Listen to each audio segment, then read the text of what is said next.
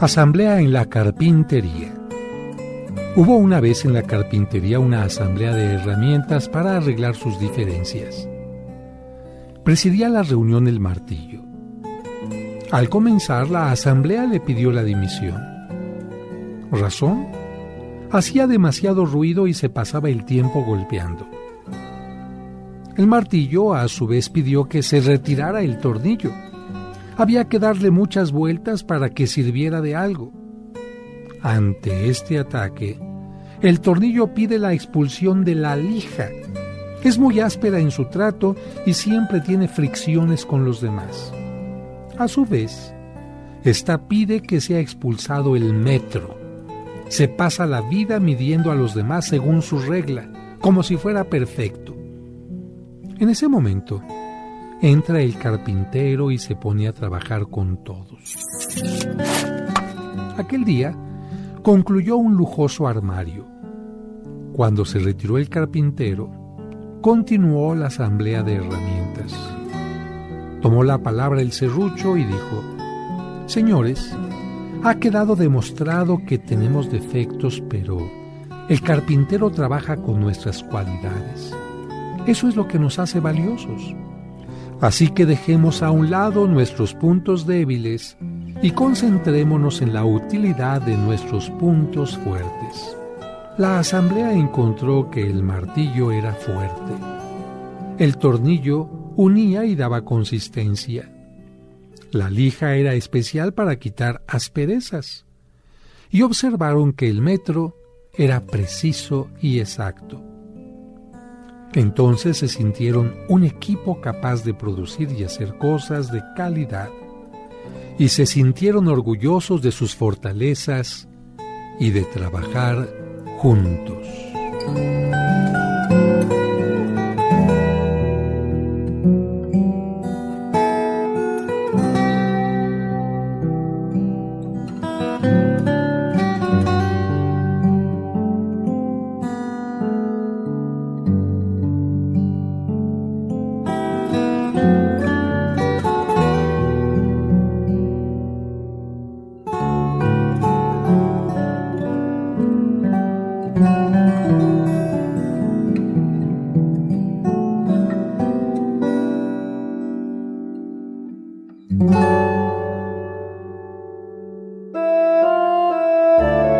Ella es la mujer más importante de nuestra fe católica. Dios te salve María, Virgen sin mancha. Ella es la Virgen María. Pero para que conozcas más sobre su vida y sus advocaciones, ya está aquí el Padre José de Jesús Aguilar Valdés, la voz amable de la radio, para que te acompañe en tu camino en este sábado mariano.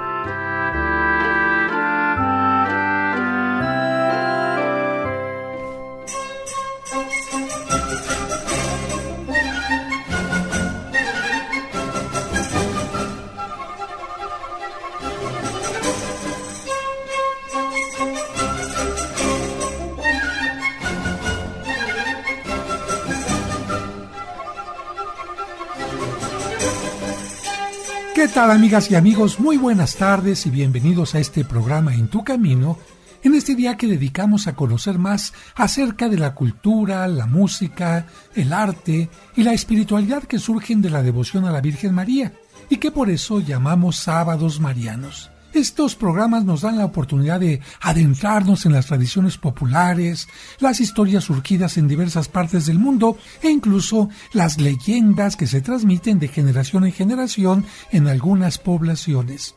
Y una forma de acercarnos a todo esto ha sido el arte, porque nadie puede dudar que en todo el mundo hay manifestaciones artísticas surgidas de la fe mariana, desde pequeñas capillas hasta grandes santuarios o catedrales, desde las miniaturas pintadas sobre marfil hasta las esculturas monumentales o los grandes murales que llenan grandes espacios. A lo largo de este programa hemos hablado de imágenes tan queridas como la Virgen de Fátima, la de Lourdes, la de Guadalupe, la de San Juan de los Lagos, etc., haciendo hincapié que todas estas imágenes son solo diversas advocaciones o maneras de representarla, pero que siempre están hablando de una misma persona, la Virgen María, Madre de nuestro Señor Jesucristo, y que por lo tanto no debemos decir que existen muchas vírgenes, sino más bien, en forma correcta, que existen muchas y muy diversas formas de representarla.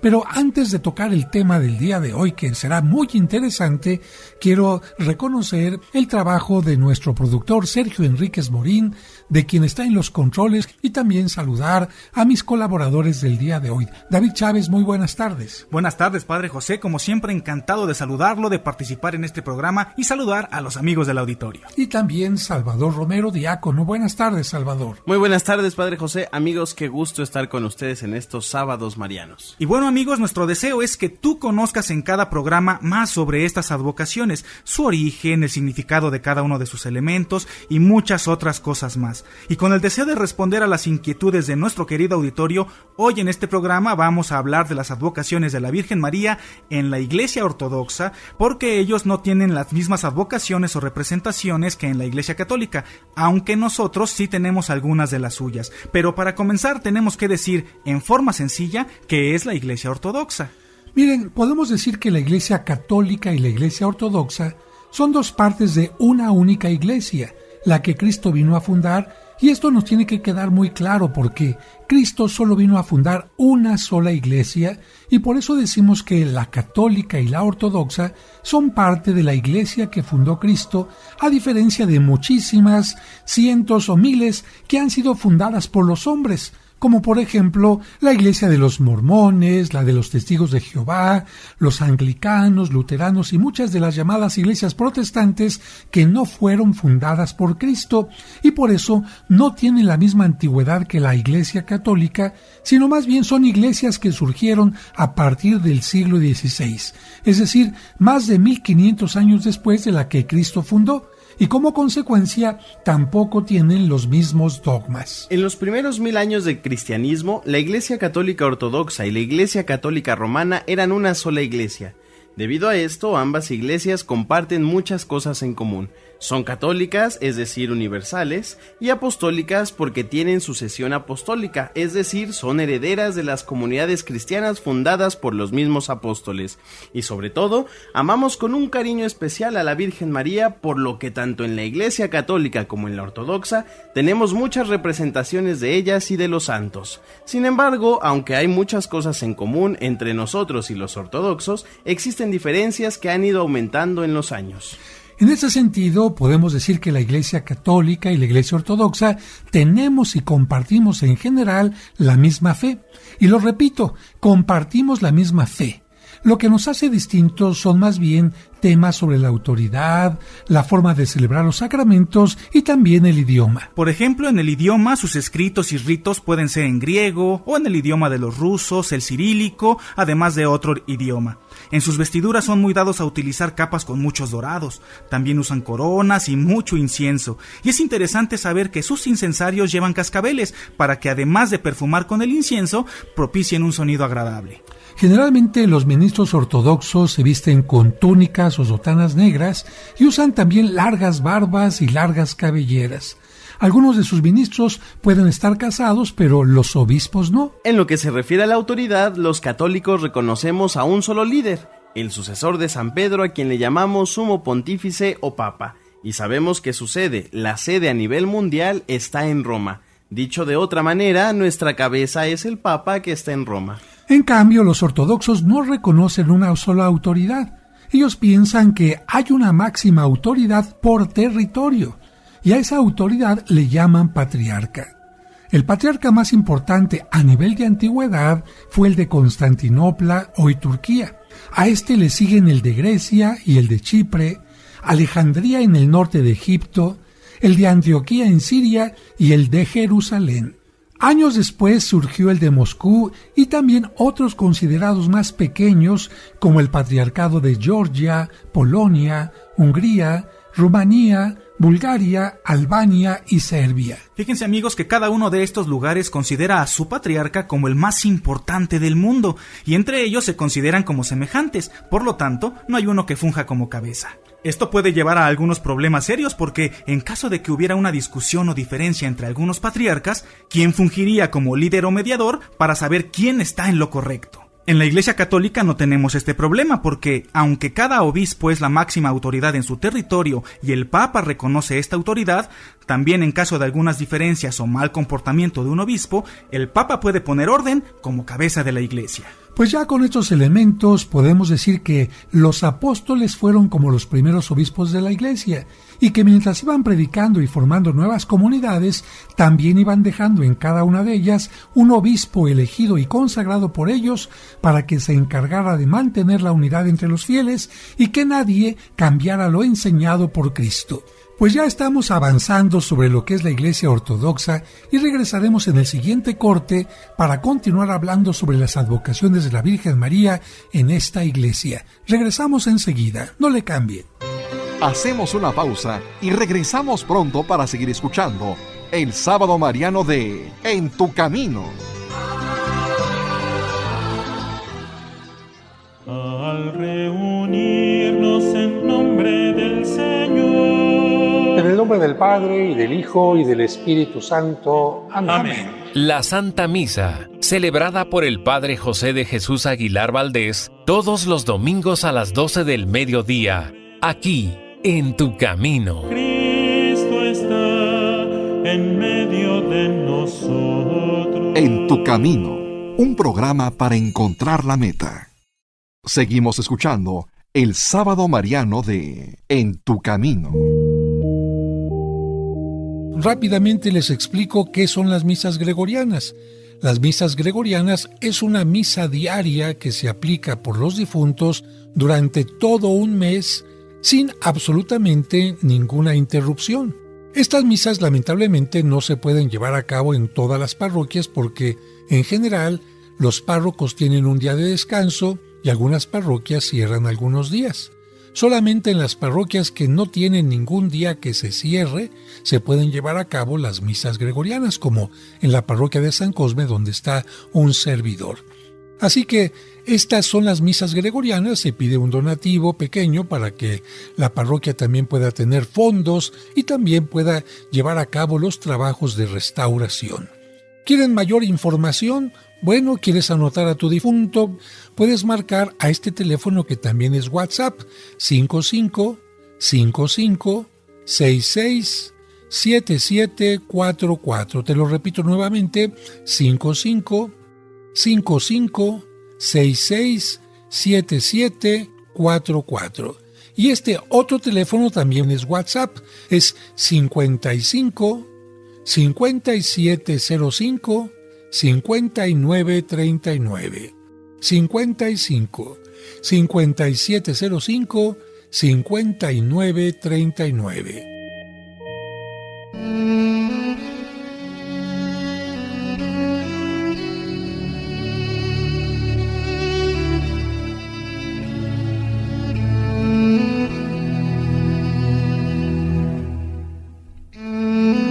Dios te salve, Reina y Madre de Misericordia, vida, dulzura y esperanza nuestra. Dios te salve.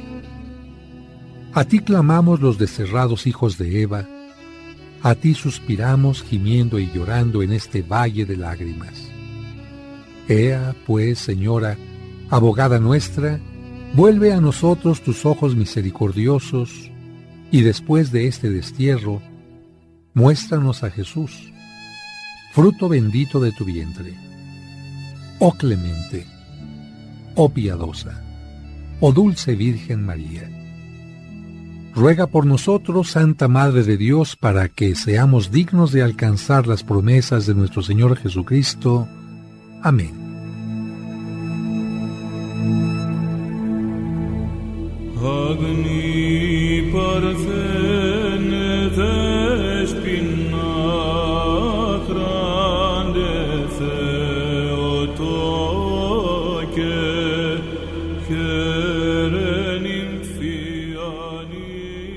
Muchas gracias por continuar con nosotros en este programa de Sábados Marianos, en el que estamos platicando sobre las advocaciones de la Virgen María en la Iglesia Ortodoxa.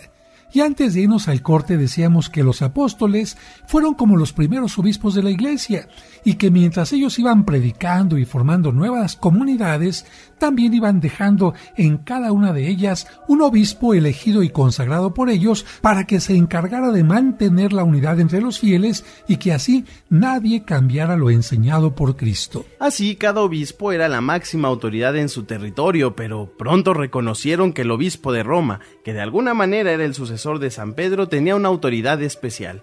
Por eso le comenzaron a llamar cariñosamente papá o papa. Sin embargo, con el paso del tiempo, un grupo de obispos no aceptaron esa autoridad y, tras varios desencuentros y conflictos, el 16 de julio de 1054, la Iglesia Ortodoxa y la Iglesia Católica tuvieron una separación que se conoce como el Cisma de Oriente y Occidente. Y seguramente alguno de nuestros radioescuchas se preguntará, ¿hay Iglesia Ortodoxa en México?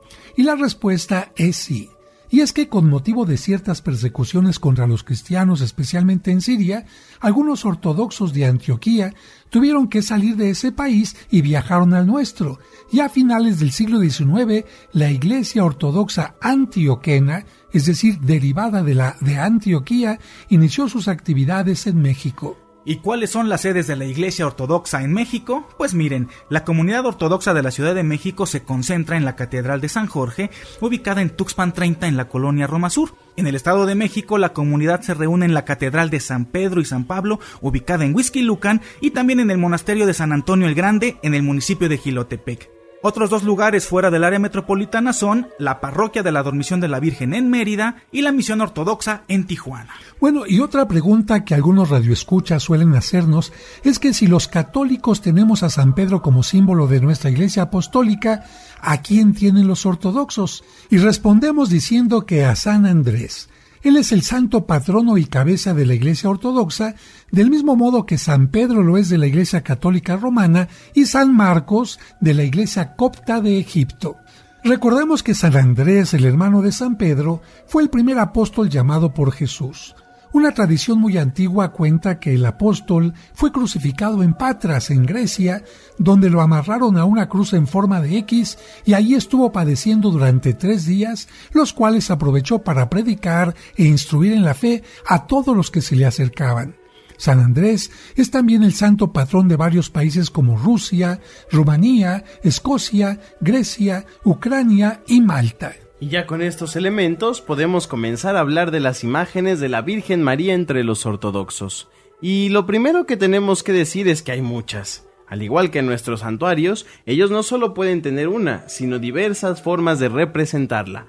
Pero con una característica, no pueden ser esculturas sino pinturas. Esto lo hacen, amigos, con el fin de que los fieles no confundan una imagen con una persona.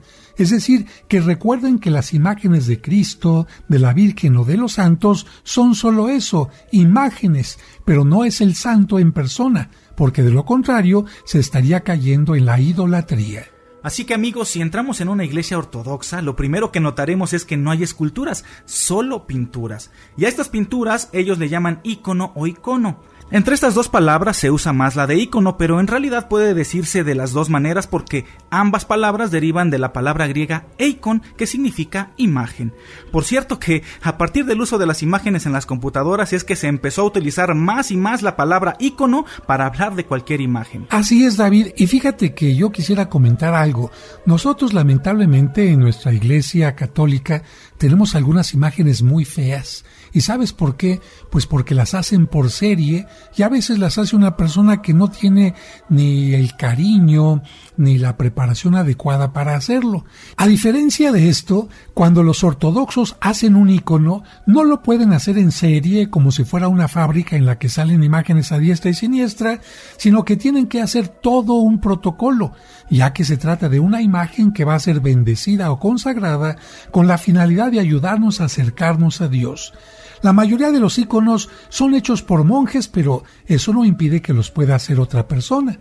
Oye, Salvador, ¿y estos íconos se pueden hacer sobre cualquier tipo de superficie? Claro que no, padre. Generalmente son pinturas religiosas sobre madera. Quienes las hacen siguiendo el esquema tradicional tienen que orar largamente, pidiendo la bendición, guardando ayuno y vestidos con ropa limpia. Por eso la mayoría de estas pinturas eran hechas por monjes. Como lo dice Salvador, la mayoría de los íconos que encontramos en las iglesias ortodoxas no son hechos por personas que se dediquen a hacerlos para venderlos simplemente en forma artesanal, sino, sobre todo, son el producto de una larga oración, personas que consideran el pintarlos como su mejor forma de orar. Para hacerlo se escoge primero el trozo de madera, preferentemente de un árbol de tilo, que hay poco de este tipo de árboles en América, o bien de pino, que debe de ser cortado antes de la primavera para que no resuma savia, es decir, para que ya que se ha pintado no vaya a salir esta especie de lágrima blanca que a veces resume la madera. Y se tiene que poner a secar durante meses hasta que se pueda cortar suavemente con las vetas en el sentido longitudinal y no a lo ancho. Y para evitar que se deforme, se le hacen cortes en la parte posterior que se llenan con otros fragmentos de madera. El siguiente paso en este proceso es cubrir la pieza con una tela usada, y es que no se puede empezar a pintar directamente sobre la madera, y esta tela con la que se cubre debe ser preferentemente de lino, y en el caso de que sea nueva, conviene hervirla en agua previamente. Esta tela debe pegarse con cola de pez, que es el mismo material que se usa para adherir la hoja de oro en los retablos barrocos. En algunos casos no toda la madera se cubre con la tela, sino que solamente se cubre o se pone como base en lo que luego serán las figuras principales. Fíjense, amigos, qué interesante lo que estamos narrando. Vea la diferencia entre un artesano, y no estoy hablando mal de ello, simplemente del procedimiento. Un artesano quizás que hace cientos de imágenes del niño Dios. A lo mejor él simplemente se levanta, coloca el yeso en los moldes, se pone a pintarlo, pero no tiene esta dedicación que existe en el mundo ortodoxo para hacer un ícono. Estamos hablando de que quien va a hacer uno tiene que buscar primero el árbol de donde va a cortar el trozo de madera, esperar a que seque, hacer los cortes necesarios, poner encima la tela adecuada. No puede ser una tela nueva para que la tela tenga una flexibilidad especial, y al mismo tiempo la persona está orando, está ayunando, está pidiendo la bendición, lo que significa que un ícono a veces tardaba en hacerse, ¿cuánto cree usted? A veces 3 meses, 6 meses, 1 año o más, porque era la forma en que aquel monje que vivía en soledad se dedicaba a alabar a Dios. Por eso, para imaginarnos este ambiente, ¿qué les parece si escuchamos ahora un fragmento de un canto ortodoxo? Un canto que evidentemente no está en latín, que era el idioma oficial de la Iglesia Católica y lo sigue siendo, sino más bien en idiomas de tipo griego o cirílico, es decir, el idioma de los rusos. Escúchalo y siéntete en este mundo de la Iglesia Ortodoxa.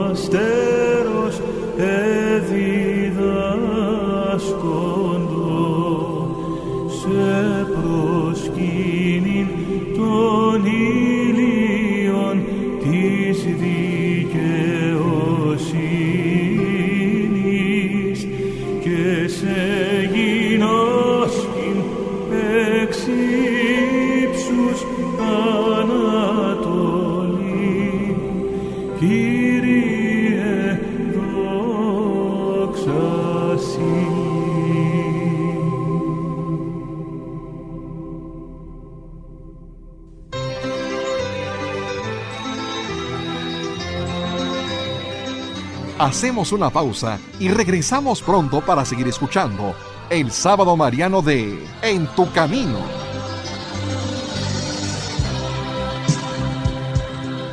Una joven Nazaret En tu camino, un programa para encontrar la meta. Mayo es el mes dedicado a las mamás. Y si tú quieres que se aplique todo un mes de misas por tu mamá difunta, para dar gracias por sus beneficios y pedir por su eterno descanso, puedes solicitar las misas gregorianas en la parroquia de San Cosme y San Damián. Informes al 55 55 66 7744 y al 55 57 05 59 39. Anota a tu mamá y haz oración por ella siempre.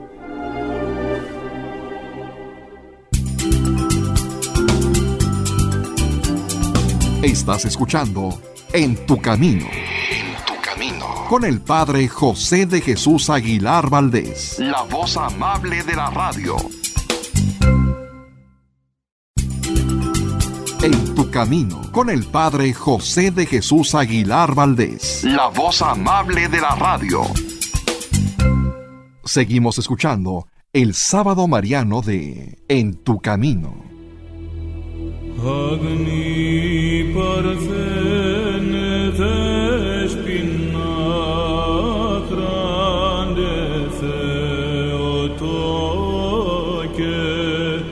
kerenim fianim fefte. Amigos, amigas, muchas gracias por continuar con nosotros en este programa de sábado. Y bueno, dejamos que escucharan un fragmento de cantos de tipo ortodoxo, y mientras los estábamos escuchando, David, yo recordaba nuestras peregrinaciones a Tierra Santa, porque tú sabes que la iglesia de la Natividad, donde está la cueva donde nació nuestro Señor Jesucristo, está en manos de los griegos ortodoxos, y cuando llegamos a este lugar, inmediatamente vemos diferencias con nuestra iglesia católica, ¿no?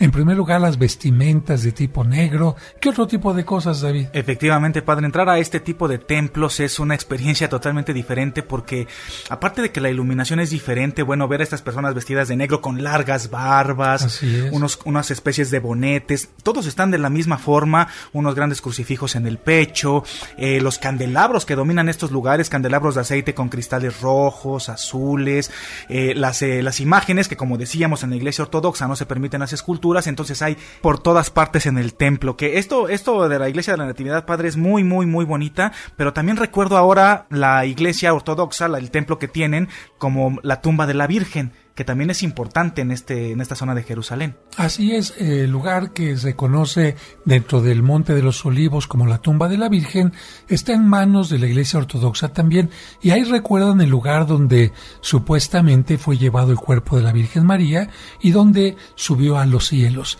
Está lleno de íconos, y muchos de los que nos acompañan, de repente, David, nos hacen esta pregunta: oiga, ¿pero por qué los íconos están tan ennegrecidos, tan oscurecidos? Sí. Bueno, en primer lugar, porque han pasado sobre ellos 100, 200, 300, 400, más de 500 años, y cualquier pintura que está expuesta a la veneración, pues recibe, imagínate, grandes cantidades de elementos como el humo del incienso. Además, otras personas llegan y les ponen algunos líquidos como aceites, como perfumes, y esto hace que se vayan ennegreciendo. Pero aquí sí hemos dicho que para un monje hacer un ícono era una oración.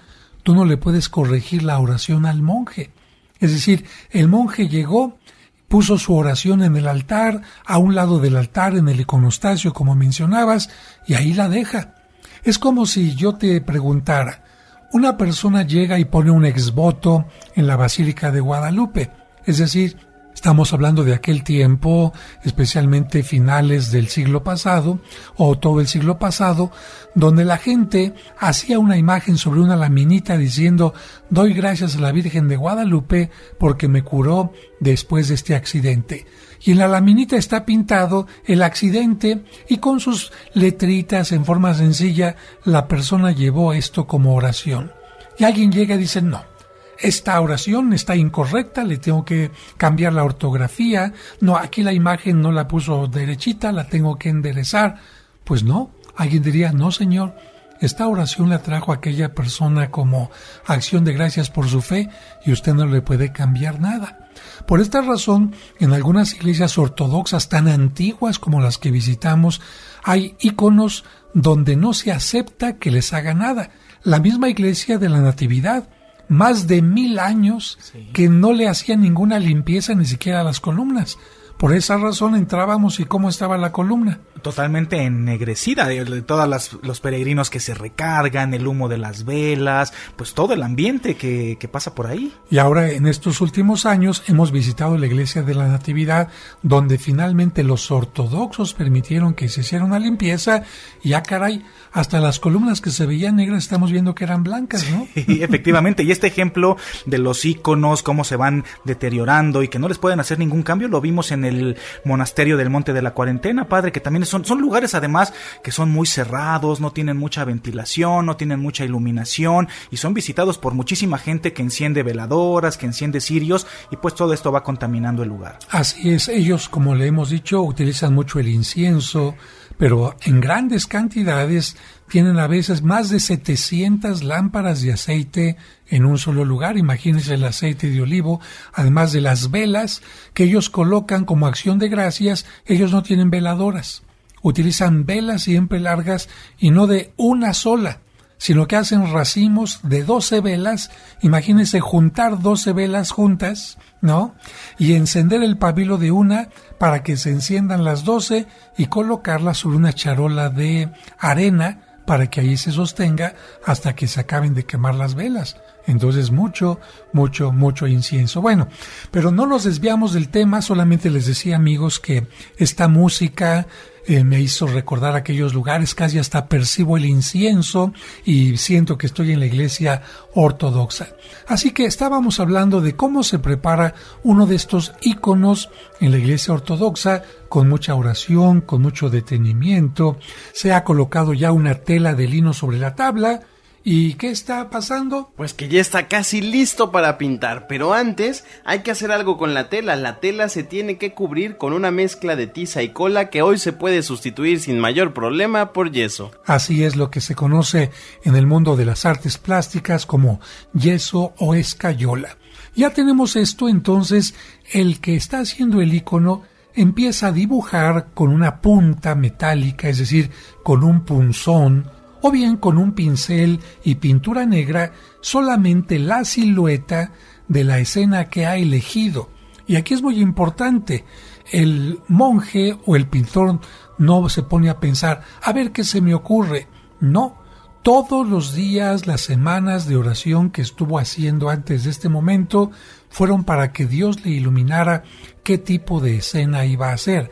Si alguna dedicada a San Juan Bautista, que es el santo más predilecto de los ortodoxos después de San Andrés, o de la Virgen, o algún pasaje de la vida de Cristo. Así que, ya teniendo esto en mente, empieza a pintar generalmente con pinturas de minerales disueltas en yema de huevo. Así que una pregunta que se responde aquí, porque uno de nuestros radioescuchas nos decía que si los íconos se pintaban con pintura al óleo. No, se pinta con colores minerales disueltos en yema de huevo. ¿Cómo se llaman estos colores disueltos en yema de huevo? Se llama la técnica del temple. Imagínese la paciencia de estar moliendo los minerales y de ese polvito ir sacando cada color que va a necesitar el pintor. Una mezcla distinta para obtener cada color, y todos los colores deben de aplicarse por capas desde el fondo hacia afuera. Si usted nunca ha pintado y bueno, empezar a ir a una clase de pintura, le van a decir, vamos a empezar haciendo los colores del fondo. Generalmente son los colores que van a ir en la pared de un bodegón o algo así, y después va a ir usted poniendo los colores que van al frente.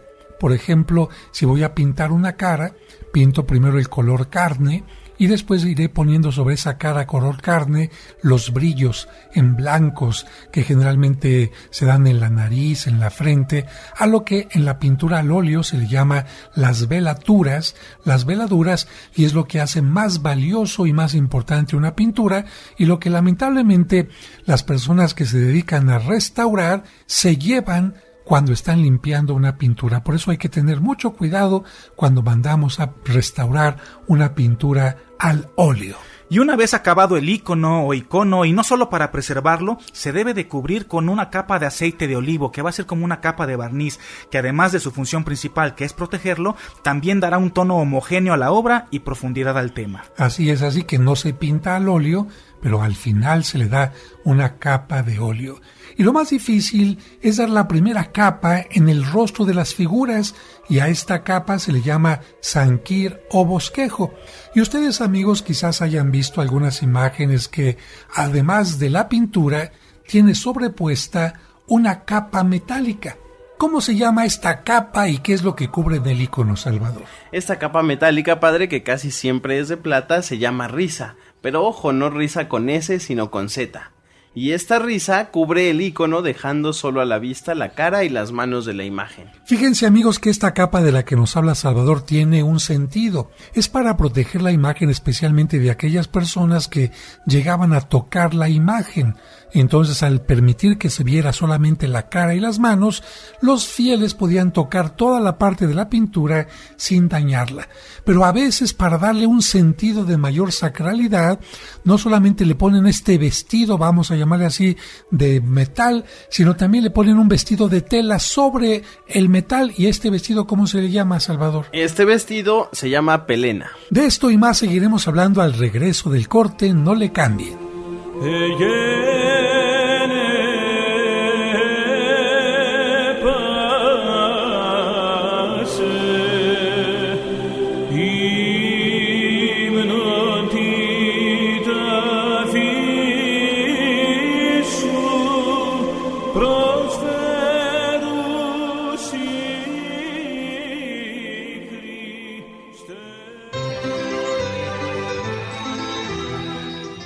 Hacemos una pausa y regresamos pronto para seguir escuchando el Sábado Mariano de En tu Camino.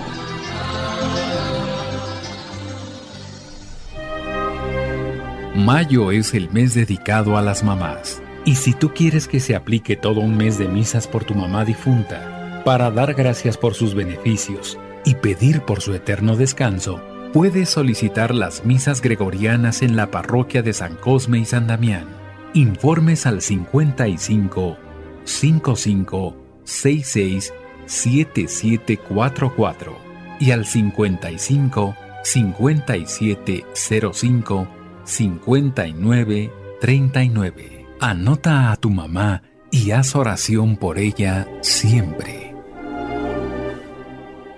En tu Camino, un programa para encontrar la meta. En tu Camino, con el Padre José de Jesús Aguilar Valdés, la voz amable de la radio.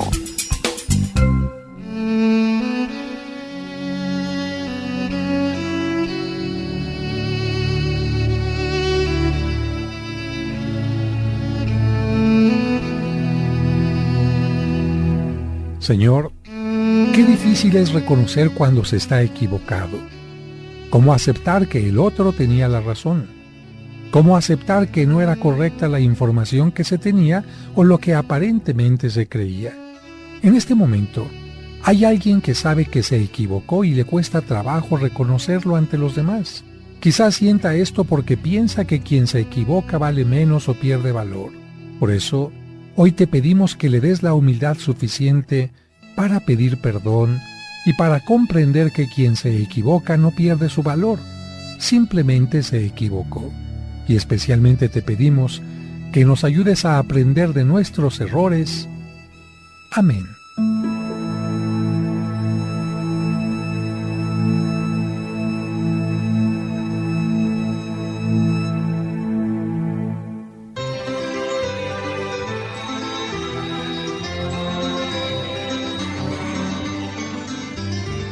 Seguimos escuchando el Sábado Mariano de En tu Camino.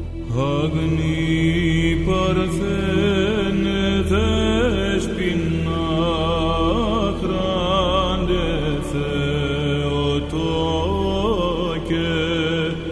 kerenim fianim fefte parthene Muchas gracias por continuar con nosotros en este programa de Sábados Marianos, en que estamos hablando de María en la Iglesia Ortodoxa. Y de la misma manera en que acostumbramos nosotros en esta parte del mundo vestir a las esculturas de la Virgen de San Juan de los Lagos, de Zapopan, etc., pues allá tienen la costumbre de vestir sus pinturas a través de una capa de plata o encima de esta capa de plata todavía alguna vestimenta de tela. Fíjense, amigos, que el mejor pintor de íconos es Andrei Rublev, conocido también como Andrés Rublev, quien vivió en el siglo XIV y es considerado santo, ya que fue santificado, diríamos nosotros canonizado, en 1988 por la Iglesia Ortodoxa. Pero ahora vamos a hablar del iconostasio. Claro que sí, amigos, y es que aunque los iconos pueden colocarse de forma individual, el mejor ejemplo de su exposición es el que podemos ver dentro de las iglesias ortodoxas en el llamado iconostasio. ¿Y qué es esto del iconostasio? Bueno, pues se trata de una pared al fondo del altar principal en la que de una forma ordenada y por jerarquía se colocan los iconos. De hecho, la palabra iconostasio significa exposición de iconos. Así que si entramos nosotros a una iglesia ortodoxa, y se puede entrar sin ningún problema a las que hemos mencionado, tanto en el Estado de México como en la colonia Roma, vamos a encontrar al fondo, en lo que nosotros le llamamos el presbiterio, una pared de madera. En el iconostasio hay 3 puertas que se abren o cierran en determinados momentos de la liturgia. La puerta central con 2 hojas, disculpen la comparación, sería como estas puertas de cantinita del viejo oeste que se abren de esa manera, recibe el nombre de Puerta Santa y solo puede pasar por ella el sacerdote, ya que en la liturgia ortodoxa de algunos lugares la consagración no puede ser vista por todo el pueblo. El sacerdote entra a lo más profundo y sale con el pan y el vino consagrados. En el arte occidental, es decir, en el arte católico especialmente, existen distintos esquemas para representar a la Virgen María, por ejemplo, como Inmaculada Concepción, como Divina Infantita, etc. En el arte ortodoxo hay 4 esquemas. ¿Cuáles son estos 4 esquemas, Salvador? Estos 4 esquemas por lo general están en griego y son Theotokos, Elousa, Odigitría, Platítera y Madre de Dios del signo u orante. Como lo ha dicho Salvador, Theotokos es una palabra griega que significa Madre de Dios, aunque literalmente la que dio a luz a Dios. Es el título que la Iglesia cristiana, la más antigua, le dio a María en el Concilio de Éfeso del año 431, reafirmando que María es la madre de Jesucristo, María es la madre del Hijo de Dios. Así el arte bizantino representa a María sentada en un trono. Es muy importante esto. Siempre que María está sentada en un trono con el niño Jesús en su regazo y mirando al frente, se considera una imagen Theotokos. Por otra parte, Eleusa significa en griego ternura. Y este tipo o esquema muestra en un abrazo la estrecha relación que existe entre Jesús y la Virgen María y el fuerte vínculo que los une como madre e hijo. La función de esta composición es mostrarle a los fieles que María se presenta también como madre de todos los cristianos. Se la conoce también con el nombre de Glicofilusa. Y esta imagen muchos la conocen e incluso la tienen en su casa, en la conocida imagen de la Virgen del Perpetuo Socorro, donde el niño está abrazando a la Virgen María. Faltaría que ella lo abrazara un poco más profundamente, pero por eso se le llama Virgen del Perpetuo Socorro, porque el niño aparece espantado y la Virgen María lo sostiene en sus brazos brindándole socorro. Esta es la imagen que más les gusta a los ortodoxos, porque qué mejor imagen de la Virgen María abrazando a su niño y el niño Dios acercando su cachete, su mejilla al de la Virgen María en una escena de un infinito amor. Y pasamos al siguiente esquema, que es la Virgen Odigitria, que significa la que muestra el camino. En este tipo de íconos se representa a María sosteniendo al niño Jesús en sus brazos y señalándolo con su mano para indicarle a los fieles que la verdad se encuentra en él. El niño sostiene en su mano un pergamino que indica las Sagradas Escrituras y específicamente el Evangelio de San Juan, donde se menciona la frase «Yo soy el camino, la verdad y la vida». Así que, en síntesis, la imagen de la Virgen señala al niño Jesús y Jesús se señala a sí mismo diciendo «Yo soy el camino, la verdad y la vida». Y vamos al siguiente esquema, Salvador. Platítera recuerda que la Virgen está hecha más allá del cielo. En este tema, la Virgen está pintada de frente en una actitud majestuosa y seria. Su hijo está sentado sobre su regazo, con las manos levantadas en señal de bendición. Un icono maravilloso, amigos, porque imagínense que el pintor está tratando de decir, esto que tú estás viendo es solamente una representación porque la Virgen María fue hecha más allá del cielo, en la voluntad de Dios, en el proyecto de Dios para salvar al mundo. Atención, este tipo de imágenes no está sentada en un trono, porque la única que está sentada en un trono es la Theotokos. Y un esquema que se deriva de este es el que se conoce como la Virgen del Signo, muy querida por los rusos. Es una imagen de la Virgen María, imagínate como el sacerdote que está haciendo la oración del Padre Nuestro con las manos extendidas, pero ella no está cargando al niño y sin embargo tiene al niño en su regazo. ¡Ah, caray! Si ella tiene las manos levantadas y el niño está en su regazo, entonces ¿cómo está? Imagínate que hay un círculo que pinta el pintor en el seno, en la parte central de la Virgen María, y en ese círculo está el niño Dios. Es decir, ella no lo está tocando, pero lo está presentando, como diciendo, ¿de dónde surgió este niño? De mi vientre. ¿Quién es la madre de este niño? Yo. Pero este niño es el signo de salvación y es el signo que me presenta a mí como la señal de que Él viene a salvar al mundo, porque la profecía decía que una virgen vendrá y dará a luz a un hijo, a ese hijo que será el Salvador del mundo.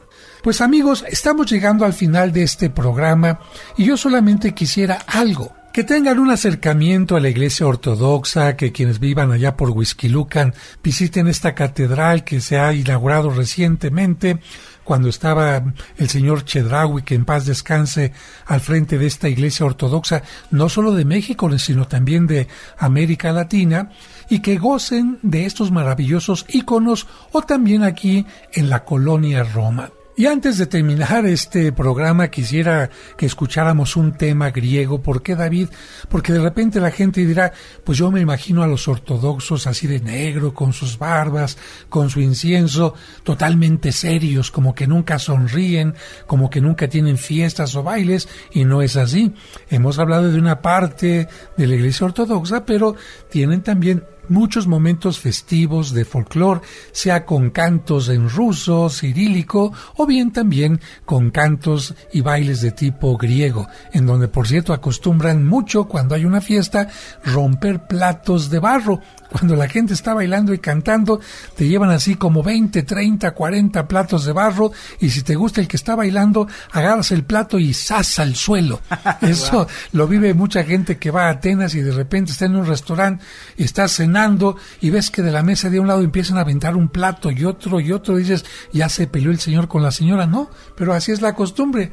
Te llevan un chorro de platos y si te gusta el festejo vas rompiendo uno y otro, y si la gente ve que hubo muchos platos rotos en un lugar, significa que tiraron literalmente la casa por la ventana. Estuvo bueno.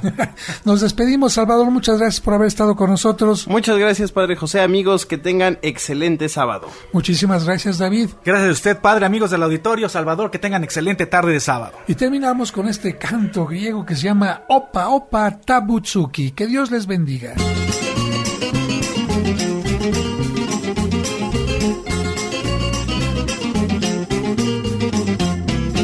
Εκνατίας 406 Τράβα ταξί μου πριν να φέξει Τράβα μη μας δει και η γειτονιά Ξούρα με την κουκλά αγκαλιά Όπα, όπα τα μπουζούκια Όπα και όπα γράμμας Η ζωή μας τα χαστούκια Με το γλέντι θα ξεχνάς Όπα, όπα τα μπουζούκια Όπα και όπα γράμμας Η ζωή μας τα χαστούκια Με το γλέντι θα ξεχνάς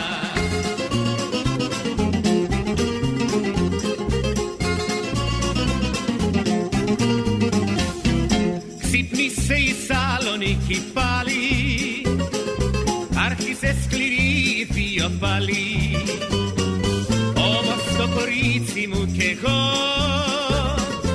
Άρχονται σαν νιώθουμε τις δυο Όπα, όπα τα μπουζούκια Όπα και όπα γράμμας Η ζωή μας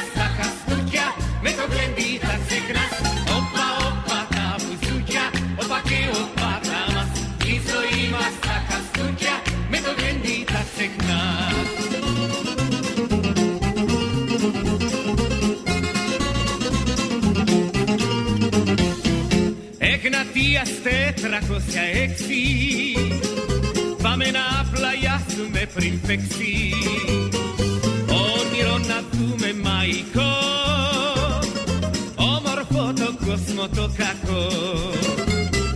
Opa, opa, tabuzukia, opa ke opa kramas, iso imasa kastukia, beto bendita segnas.